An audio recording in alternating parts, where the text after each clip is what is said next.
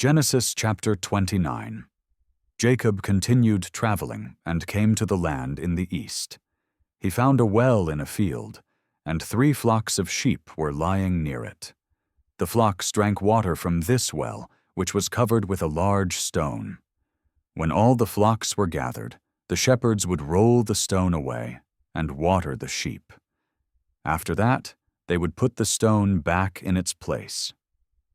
Jacob asked the shepherds, "My friends, where are you from?" They answered, "We are from Haran." He asked, "Do you know Laban, the grandson of Nahor?" They said, "Yes, we do."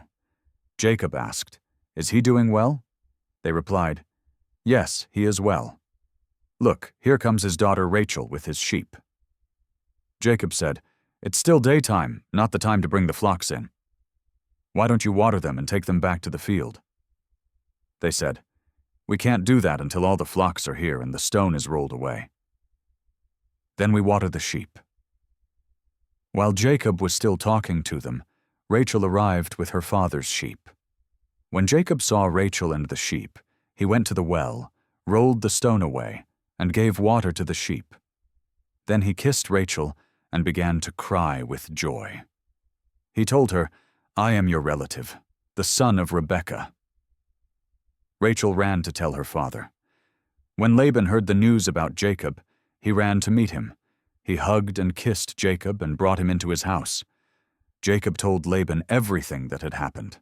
Laban said, "You really are my own flesh and blood." Jacob stayed with Laban for a whole month.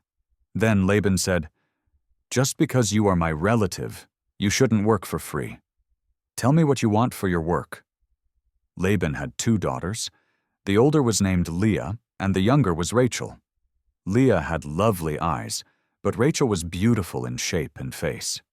Jacob loved Rachel, so he said, "I will work for you for 7 years if you let me marry Rachel." Laban said, "I would rather give her to you than to someone else. Stay here with me." Jacob worked 7 years to marry Rachel, but it felt like only a few days because he loved her so much. Then Jacob said to Laban, "The time is finished. Let me marry your daughter." Laban prepared a wedding feast and invited everyone. But that night, Laban gave his daughter Leah to Jacob instead of Rachel, and Jacob slept with her. Laban also gave his servant Zilpah to Leah to be her maid. In the morning, Jacob found out it was Leah. He asked Laban, "Why did you do this to me?" "I worked for Rachel." "Why did you trick me?" Laban said, "In our country, the older daughter must be married before the younger one. Wait until this wedding week is over, and then I'll give you Rachel too, if you work for me another 7 years. Jacob agreed. After the wedding week with Leah was over, Laban gave him Rachel as his wife. Laban also gave his servant Bilhah to Rachel to be her maid. Jacob slept with Rachel too, and he loved her more than Leah. Then Jacob worked for Laban another 7 years. The Lord saw that Leah was not loved as much as Rachel, so he let Leah have children. But Rachel could not have any. Leah became pregnant and had a son. She said, "The Lord has seen my sadness. Now my husband will love me." She named the baby Reuben. She became pregnant again and had another son. She said, "The Lord gave me this son because he heard I was not loved." She named him Simeon.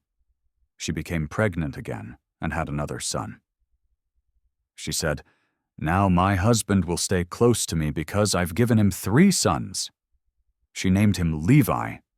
She became pregnant again and had another son. She said, "This time I will praise the Lord." She named him Judah. After that, Leah stopped having children.